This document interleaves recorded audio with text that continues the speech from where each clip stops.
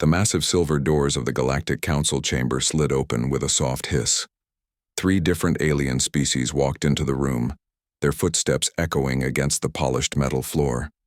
The circular chamber was huge, with seats arranged, in rings that could hold thousands of representatives from across the galaxy.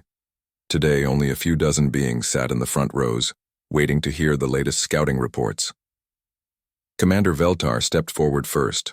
His tall, thin body moved with mechanical precision as he approached the central platform.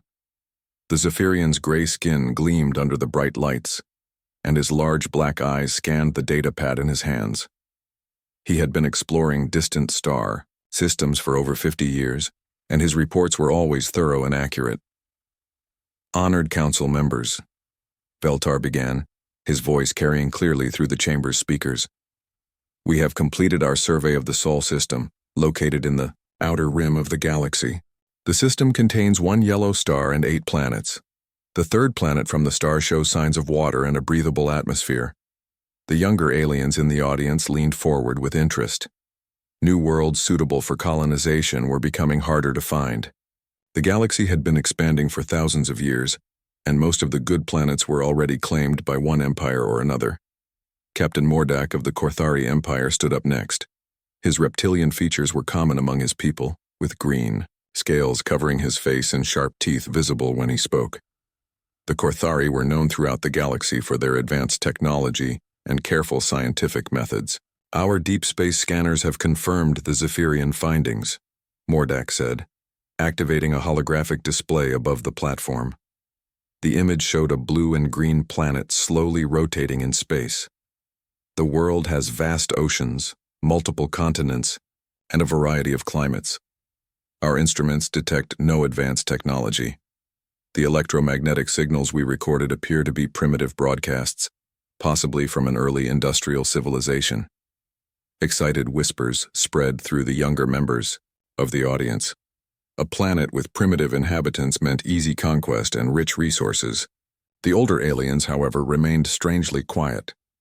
General Kexanal of the Vex Confederation slammed his armored fist on the speaker's podium, causing several nearby aliens to jump in surprise. The Vex were a warrior race, always eager for battle and conquest. Kexanal's red eyes burned with enthusiasm as he spoke. "My scouts confirm what the others have reported," he growled, his voice deep and threatening. "The 3rd planet's inhabitants have barely mastered flight. They use chemical rockets that can barely escape their own atmosphere. Their weapons are primitive projectile throwers and crude explosives. A single Vex battlecruiser could conquer their entire world in less than 1 planetary rotation." The younger officers from all 3 empires began talking among themselves, already making plans for dividing up the new world's resources. Some spoke of mining operations, others of agricultural colonies. A few military commanders discussed the best invasion strategies.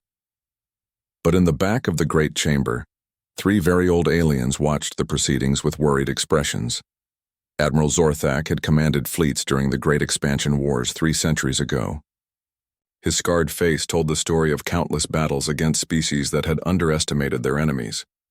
Beside him sat Ambassador Lithara, whose diplomatic career spanned 400 years. She had negotiated treaties with dozens of species and learned to recognize danger even when it wore a friendly face. The 3rd figure was Director Nexvoid, head of Galactic Intelligence. His job was to know secrets that could start or end wars. As he listened to the eager young voices planning the conquest of the 3rd planet, he quietly activated his personal communicator and began sending encrypted messages to old contacts across the galaxy. When the formal presentations ended, the younger aliens crowded around the holographic display, pointing at different continents and discussing colonization rights. Commander Veltar found himself surrounded by junior officers asking detailed questions about the planet's mineral resources. Captain Mordak was showing scan results to a group of Korthari scientists who were already planning research stations. "General," Kexnal stood with several Vex military leaders drawing battle plans in the air with his clawed fingers. "The inhabitants call themselves humans," he said with a laugh that sounded like grinding metal. "They fight wars with metal vehicles that crawl along the ground and flying machines that can barely break the sound barrier. It will be like conquering children. But the three veterans had already slipped out of the chamber through a side entrance. They walked quickly down a narrow corridor that led to the secure communication rooms deep within the council building. None of them spoke until they were safely behind sealed doors and active jamming fields. Admiral Zorthak was the first to break the silence. "They want to go to Earth," he said simply. Ambassador Lithara nodded slowly. "The young ones see only what appears on the surface. They do not remember the old warnings." Director Nexavoid activated a hidden data storage unit, one that bore no official government markings. "Should we tell them about the Treaty of Titan?" The three aliens looked at each other with the shared understanding that comes from surviving impossible situations. They had learned long ago that the most dangerous predators were often the ones that appeared harmless. The galaxy was full of species that had made the mistake of underestimating humans. But those species no longer existed to share their stories. Outside the communication room, the younger generation continued planning their conquest of a world they believed was defenseless. They had no idea that their own leaders were already composing messages that would never appear in any official records. Messages that began with the same words. The humans are still there. The secure communication chamber was hidden 3 levels below the main Galactic Council building. Admiral Zorthak walked through multiple security checkpoints, each one scanning his biological signature and checking his clearance codes. The guards at each station nodded respectfully but asked no questions. They had learned long ago that some meetings were better left unmentioned. The circular room contained only a single chair and a complex holographic communication device. Zorthak sat down and activated the encryption protocols, then sent coded signals to 2 other locations across the galaxy. Within minutes, the familiar faces of his old companions appeared as shimmering blue images in front of him. Director Nexavoid materialized first, his appearance unchanged despite the centuries that had passed since their last meeting. His species aged very slowly, but the weight of keeping dangerous secrets had added new lines around his eyes. Ambassador. Lithara appeared next, her diplomatic robes rustling as she settled into her own secure chamber somewhere in Korthari space. "The scouting reports are in," Zorthak said without greeting. His voice was quiet, but his words carried the gravity of someone who had seen empires rise and fall. 3 separate fleets want to colonize Sol 3. Nexavoid closed his eyes and rubbed his temples. "How many young commanders are involved?" "Too many," Lithara replied. "Commander Rathjun of the Zephyrians is leading their expedition. He graduated, top of his class at the War Academy. Captain Yekstar commands the Vex Force, and Lieutenant Coleman is heading the Korthari Scientific Survey Team. All of them are brilliant, ambitious, and completely ignorant of what they are walking into." Admiral Zorthak leaned forward in his chair. "I remember being their age. I remember thinking that superior technology and overwhelming numbers were enough to guarantee victory against any primitive species." The 3 aliens fell silent for a moment, each lost in memories that officially did not exist. Finally, Nexavoid spoke. "Should we show them the classified files?" "Which ones?" Lithara asked bitterly. "The recordings from the Battle of Europa? The sensor logs from the Titan incident? Or perhaps the final transmission from the Hegemony, 4th Fleet?" Zorthak activated a hidden storage device built into his chair, the holographic display filled with images that had been classified at the highest levels for over 300 years. The first recording showed a human vessel that looked like it had been built in someone's backyard. Its hull was patched with different metals, and its weapons appeared to be simple projectile launchers. "This was taken during the first contact with humans," Zorthak explained. "Our intelligence estimated that one of our battle cruisers could destroy 1,000 ships like this without taking damage." The next image showed the aftermath of that battle. 17 advanced alien warships drifted in space as burning wreckage. The primitive human ship was gone, vanished without a trace. The only evidence of its existence was the destruction it had left behind. "The humans offered to surrender," Nexavoid said quietly. "They sent a simple message saying they did not want to fight." Our commanders laughed and ordered the attack. 3 minutes later, our entire task force was scrap metal floating in space. Ambassador Lithara activated her own files. showing diplomatic records that few beings in the galaxy had ever seen. After the Battle of Europa, we tried to negotiate. The human representative was a female named Commander Park. She was small, quiet, and spoke in such a gentle voice that our diplomats thought she was afraid. The holographic display showed a recording of those negotiations. Commander Park sat, alone at a table across from 12 alien diplomats representing 4 different empires. She wore a simple blue uniform with no decorations or symbols of rank. Her hands were folded peacefully in her lap, and she smiled politely as the alien representatives made their demands. "Surrender your planet completely," the lead Vex negotiator had said. "Accept relocation to designated reservation zones.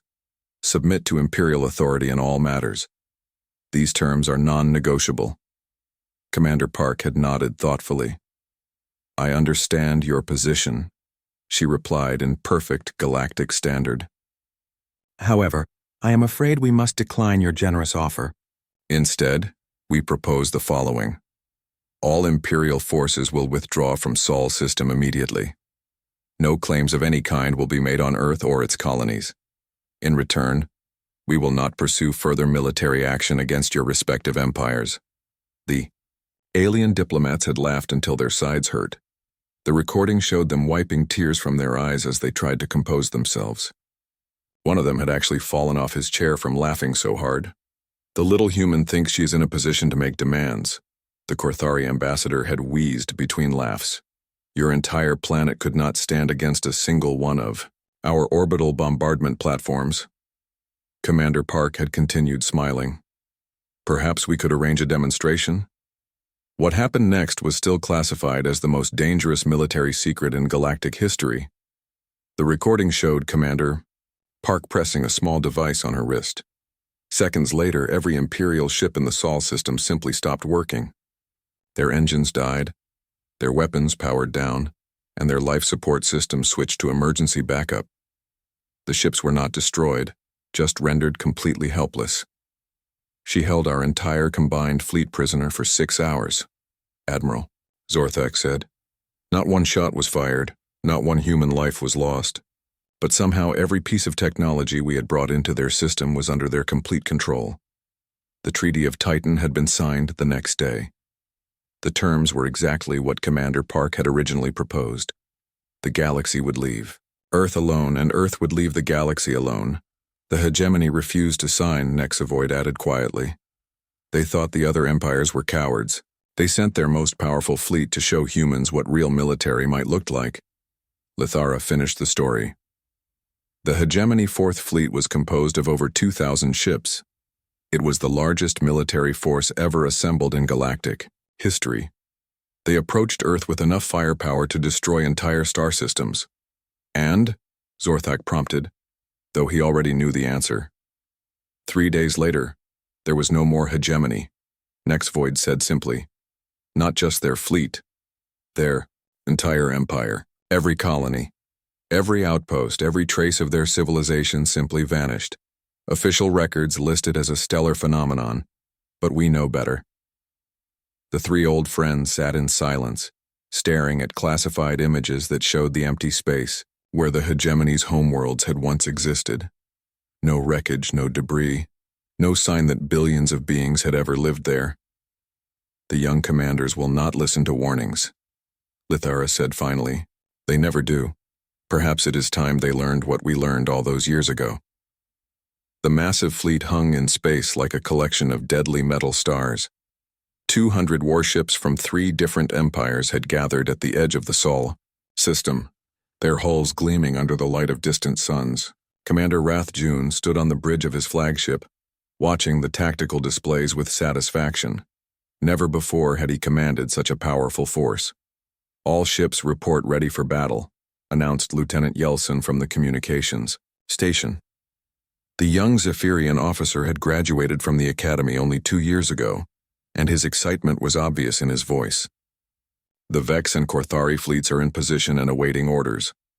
Captain Yextar appeared on the main screen, his red eyes blazing with anticipation. Behind him, the bridge of his battlecruiser buzzed with activity as Vex warriors prepared their weapons. Commander Rathjun, my ships are hungry for battle. How long must we wait to begin the conquest? Patience, Captain, Rathjun replied, though he felt the same eagerness. Lieutenant Colmine is completing the final scans of the target planet. We must know exactly what we are facing before we attack. The image shifted to show Lieutenant Colmine aboard his science vessel. The Korthari officer was surrounded by banks of sophisticated scanning equipment, his scaled hands moving quickly over the control panels. Preliminary scans show a planet with approximately 7 billion inhabitants, he reported. Their technology level appears to be even more primitive than our initial estimates. I am detecting no orbital defenses, no energy shields, and no space-based weapons platforms. Commander Rathjun smiled. The conquest would be easier than he had hoped. What about their military capabilities? Laughable, Colmine replied, reading data from his screens. Their most advanced aircraft cannot even reach their planet's upper atmosphere. Their ground vehicles are powered by controlled explosions, and their weapons fire small metal projectiles using chemical propellants. A single one of our fighters could destroy their entire air force. Captain Yexdar laughed, a sound like grinding metal. These humans are even weaker than the last primitive species we conquered. This will be over in minutes. The fleet began moving toward the inner system, their engines leaving trails of blue fire in the darkness of space. The formation was perfect, with the largest ships in the center and smaller vessels arranged in protective screens around them. It was a formation designed to intimidate enemies and demonstrate overwhelming power. As they approached the third planet, Lieutenant Yelson looked up from his console with confusion. Commander, I am receiving a transmission from the planet. It appears to be coming from the inhabitants themselves. Put it through, Rathjun ordered. He expected to hear panicked voices begging for mercy, or perhaps primitive leaders trying to negotiate their surrender. Instead, a calm voice filled the bridge, speaking in perfect galactic standard. This is Earth traffic control. Please state your intentions and maintain your current distance while we process your arrival. The bridge fell silent. Lieutenant Yelson stared at his equipment in disbelief. Sir, the transmission is coming from the planet's surface, but the signal strength is impossible. They would need technology far beyond their apparent capabilities to reach us at this distance. Commander Rathjun felt a small chill run down his spine, but he pushed the feeling aside. Perhaps the humans had captured some advanced technology from crashed alien vessels. Open a channel, he commanded. The view screen activated, showing the blue and green planet hanging peacefully in space. Rathjun straightened his uniform and put on his most intimidating expression. Primitive inhabitants of the third planet, I am Commander Rathjun of the Galactic Tri-Empire Coalition. Your world now belongs to us. You will surrender immediately and prepare for colonization. Any resistance will result in the complete destruction of your species. The response came back immediately, and the voice that replied carried a tone that made several junior officers step back from their stations. Commander Rathjun, Captain Yexdar, Lieutenant Coleman, we know who you are and why you are here. We know that your superior officers told you this system was empty, and we know they hoped you would learn from this experience and return home wiser than when you left. Captain Yexdar appeared on a split screen, his face twisted with anger. How do these primitives know our names? How do they know about our mission? We have been watching your approach for several weeks, the human voice continued. We have studied your ship designs, your weapons systems, and your tactical doctrines. We know that the Zephyrian ships use trilithium-powered shields with a fatal weakness at 2.7 terahertz. We know that Korthari vessels rely on plasma weapons that can be disrupted by properly timed electromagnetic pulses. We know that Vex battlecruisers have excellent armor but poor maneuvering capabilities. Lieutenant Colmine frantically checked his instruments. This is impossible. Our communications are encrypted using quantum-level security. No primitive species should be able to intercept our transmissions, let alone understand them. The human voice spoke again, and this time there was something different about it.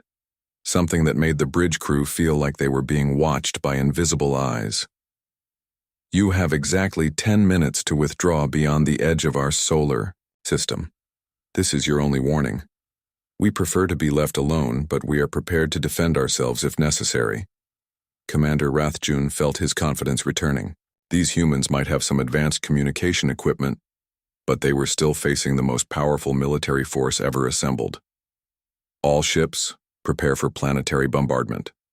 We will show these primitives what happens when they threaten the Galactic Coalition. The fleet weapons began charging and targeting systems locked onto the planet below. Energy readings spiked as 200 of the galaxy's most advanced warships prepared to unleash destruction on a scale that could crack continents. But as the countdown reached 0, something impossible happened. The planet's surface began to glow with a soft blue light. The light spread outward like ripples on a pond, and where it touched the void of space, strange things began to appear. Ships rose from the planet's surface, but they were not like any vessels the Coalition had ever seen. They moved through space like living things, their hulls seeming to shift and change as they flew. Some were sleek and silver, others appeared to be made of pure energy, and a few looked like they were constructed from materials that hurt to look at directly. Impossible, whispered Lieutenant Colmine, staring at his sensor readings. Those ships are operating on principles that our science says cannot exist. They are not using any known form of propulsion, and their energy signatures are off the scale. The human fleet was not large, perhaps 30 ships total, compared to the Coalition's 200. But as they approached, every instrument on every Coalition vessel began registering readings that made no sense. The human ships were not just advanced. They were operating according to laws of physics that the rest of the galaxy had never discovered. "This is Admiral Lee Min-ho of the Earth Defense Force," came a new voice, this one carrying the authority of someone who had commanded fleets for centuries. "Commanders, you have impressed us with the size of your fleet. In another galaxy against another species, it might even be considered threatening. However, this is our system, and these are our rules. You have 30 seconds to begin your withdrawal, or we will be forced to provide a more direct education." Commander Rathjun stared at the tactical display, watching the human ships move in patterns that defied everything he had learned about space combat. They were not accelerating or decelerating in any conventional sense. They were simply appearing where they needed to be, as if space itself was bending to accommodate their movement. "All ships open fire," he commanded, his voice cracking with strain. The Coalition fleet unleashed the fury of 3 empires. Energy beams that could melt mountains lanced through space toward the human vessels. Nuclear missiles that could destroy cities streaked toward their targets. The combined firepower was enough to sterilize an entire star system. But the weapons never reached their targets. The human ships simply absorbed the attack, their hulls glowing briefly as they converted the incoming energy into something else entirely. Not one human vessel was even scratched by the devastating barrage. "Impressive," Admiral Lee Min-ho said calmly. "Now allow us to return the demonstration." The human ships began to move in ways that made veteran space officers feel sick to their stomachs. They twisted through dimensions that should not exist, appearing and disappearing like ghosts in the darkness. Commander Rathjun gripped his command chair as his instruments went crazy, showing readings that changed faster than his crew could track. "Sir, our targeting computers cannot lock onto them," Lieutenant Yeltsin reported, his voice shaking. "Every time we try to aim, they are somewhere else. It is like they are not really there." On the main screen, Captain Yekstar was screaming orders at his crew. "Fire everything. Use the plasma cannons. Launch all missiles." But his weapons passed harmlessly through empty space where the human ships had been just moments before. Lieutenant Coleman appeared on another screen, his scaled face pale with fear. "Commander, these readings make no sense. According to our instruments, some of those ships are existing in multiple locations at the same time. Others appear to be moving backward through time. This is impossible with any known technology." Of the human vessels glided closer to Rathjun's flagship. It was beautiful in a way that hurt to look at, with a hull that seemed to be made of liquid starlight. The ship was smaller than any of the Coalition's fighters, but energy sensors showed it generating more power than their largest battlecruiser. A new voice filled the communication channels, this one belonging to a human female. "Commander Rathjun, I am Admiral Park Soo-jin of the Solar Defense Fleet. Your weapons are very impressive, but they operate on principles we mastered centuries ago. Would you like to see how we have improved on your designs?" Before anyone could respond, the small human ship flickered once. In that instant, every shield generator in the Coalition fleet simply stopped working. Not damaged, not overloaded, not destroyed. They just turned off, as if someone had flipped a switch. "Our shields are gone," Lieutenant Yeltsin shouted in panic. "All of them. Every ship in the fleet." Captain Yextar's image showed him frantically pushing buttons on his control panel. "This is impossible. Our shields are powered by independent reactors. There is no way to shut them all down at once. Your trilithium crystals are very efficient," Admiral Park replied pleasantly. "But they have a harmonic resonance frequency that we discovered during our first encounter with your people 300 years ago.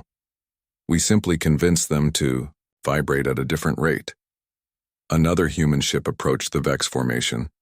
This one looked like it was built from black metal that absorbed light, making it appear as a hole in space. Admiral Kim Tae-hyun's voice came from this vessel, deep and patient, like someone explaining simple mathematics to children. "Captain Yextar, your plasma weapons are quite sophisticated. The magnetic containment fields are particularly clever. However, they rely on predictive algorithms that assume your targets will follow normal physics. What happens when your enemy does not?" The human ship began to dance. There was no other word for what it did. It moved in spirals and loops that existed in more than 3 dimensions, tracing patterns in space that made Coalition sensors spark and smoke. When it finally stopped moving, it was somehow inside the Vex formation, surrounded by dozens of massive warships but completely untouchable. "Get it out of there!" Captain Yextar roared. "All ships converging fire!" The Vex warships turned their weapons inward, trying to destroy the small human vessel in their midst, but every shot they fired hit their own ships instead.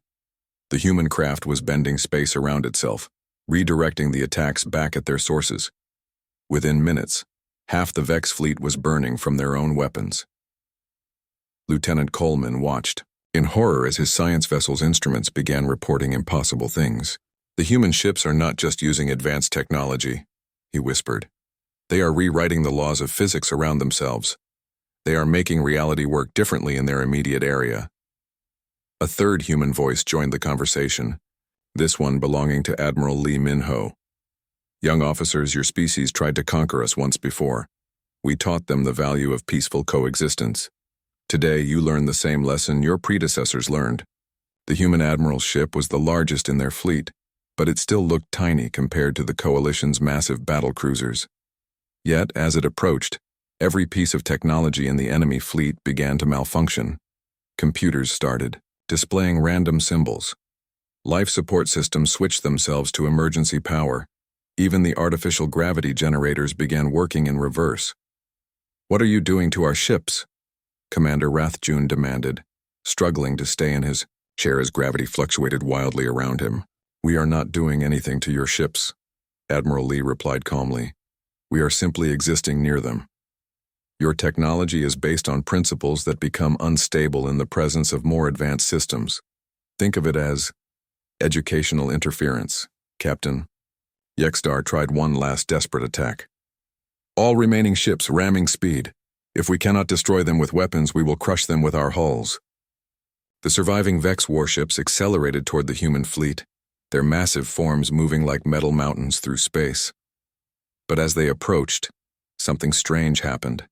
The human ships began to sing. It was not a sound that could be heard with ears. It was a vibration that traveled through space itself, a harmonic frequency that touched every atom in the Coalition fleet. The attacking ships slowed, then stopped, then began to drift backward as if space itself was rejecting their presence. "This is Admiral Kim Tae-hyun," the human commander said, his voice carrying the weight of centuries. "Young ones, you came here believing that superior numbers and advanced weapons would guarantee victory. You have learned that true strength cannot be measured by the size of your fleet or the power of your guns." The human ships began to withdraw, moving back toward their blue and green world. But as they left, they did something that would haunt the Coalition crews for the rest of their lives. Every human vessel briefly became transparent, revealing what was inside. The ships were not filled with advanced technology or strange alien equipment. They were filled with people. Humans who looked exactly like the primitive beings the Coalition had come to conquer. Men and women sitting calmly at control stations, working together with the quiet efficiency of a species that had learned to turn the universe itself into their ally. "Return to your empires," Admiral Lee Minho said as the last human ship disappeared into Earth's atmosphere. "Tell them exactly what you have seen here. Tell them that we prefer to be left alone, but we are prepared to defend ourselves if necessary. Tell them that some things in this universe are more dangerous than they appear." The Coalition fleet hung motionless in space, their weapons useless and their pride shattered. Every ship had been disabled without a single human life being lost. They had been defeated so completely that most of them were not even sure how it had happened. Commander Rathjun stared at the peaceful planet below, knowing that his life had been changed forever. The beings down there had just demonstrated power beyond imagination, but they had used it with restraint and mercy. They could have destroyed the entire Coalition fleet in seconds, but instead, they had chosen to teach a lesson.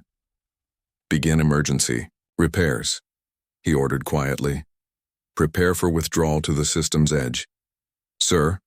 Lieutenant Yelson asked in a small voice. "What do we tell our superiors when we return?" Rathjun continued staring at Earth, watching clouds move slowly across its surface. "We tell them the truth. We tell them that some sleeping giants are best left undisturbed." The emergency session of the Galactic Council was held in the deepest chamber of the headquarters building. Representatives from dozens of species sat in uncomfortable silence as the three young commanders stood before them.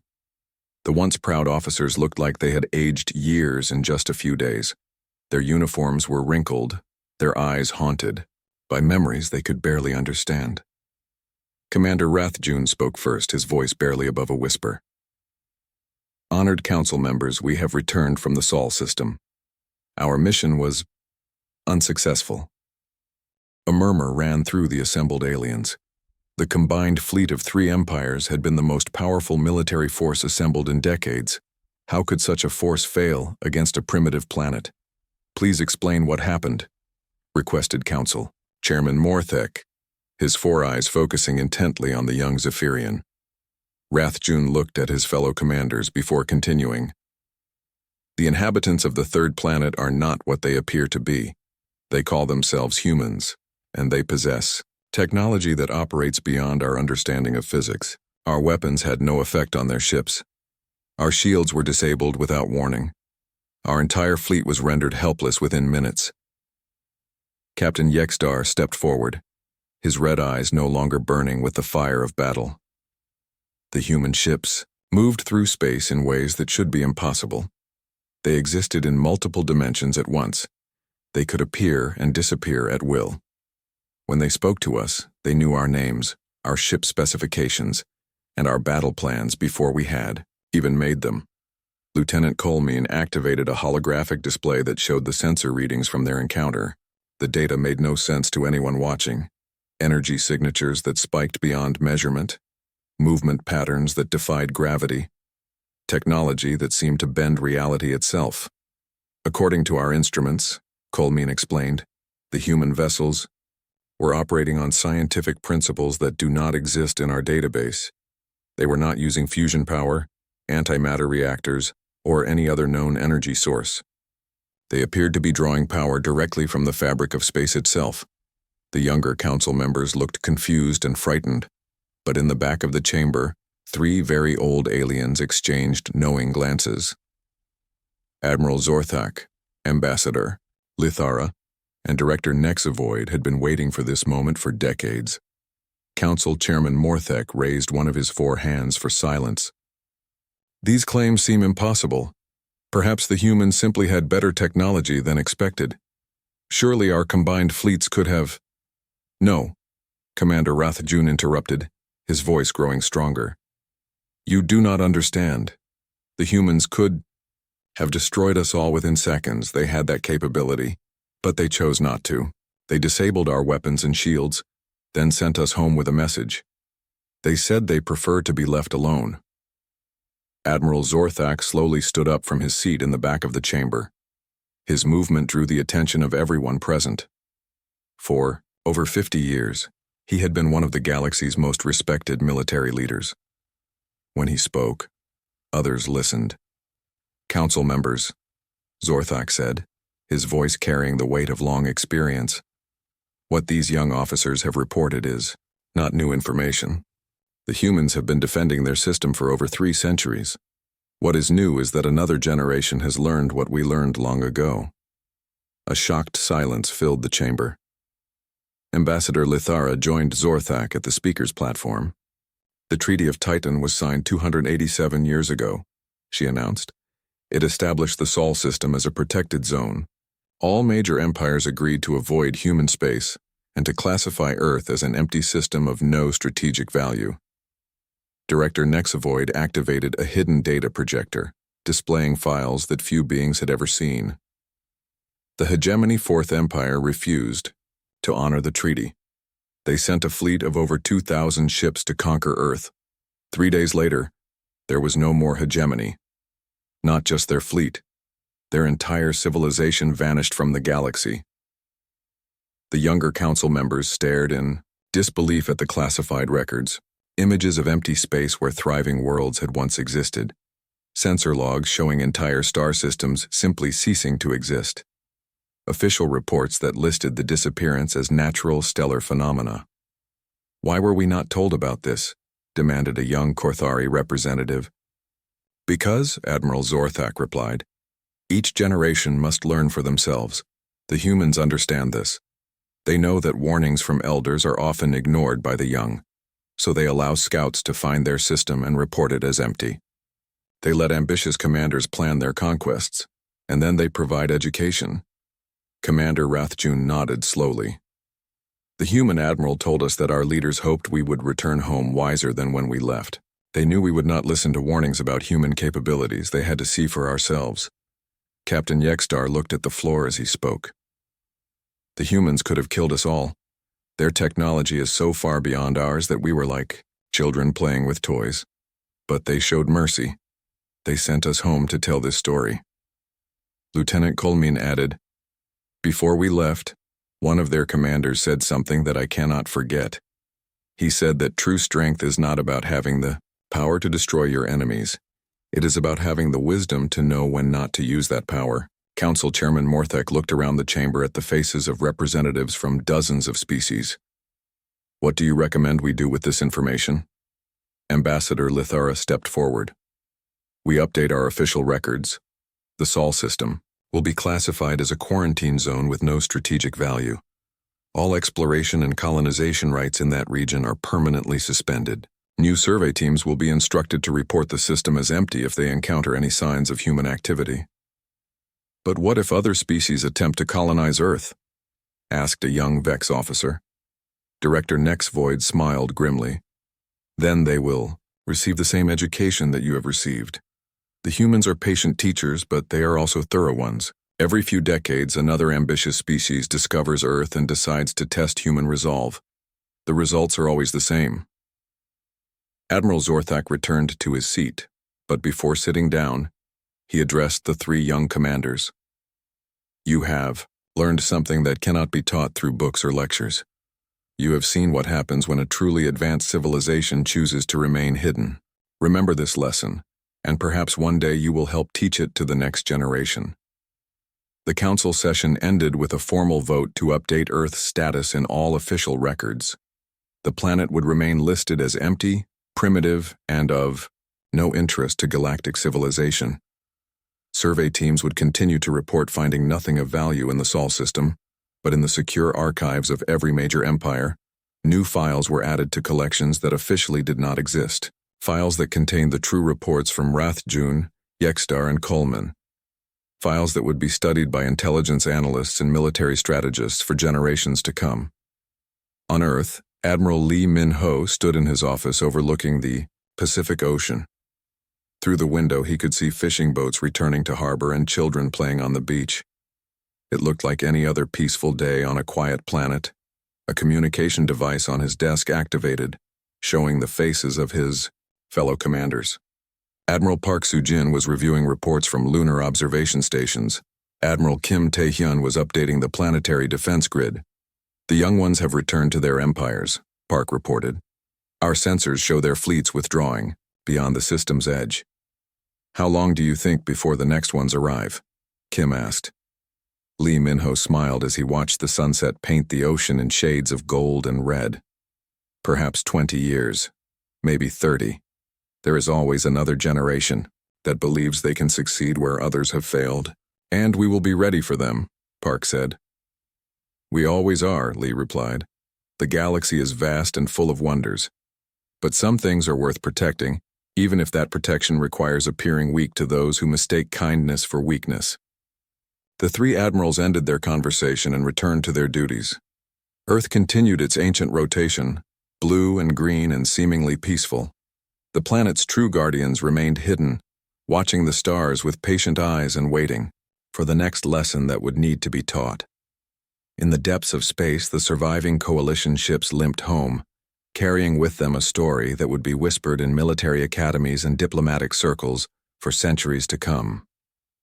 The story of a species that had learned to hide its strength behind the appearance of weakness, and the wisdom to know that the most effective way to win a war is to make sure it never needs to be fought.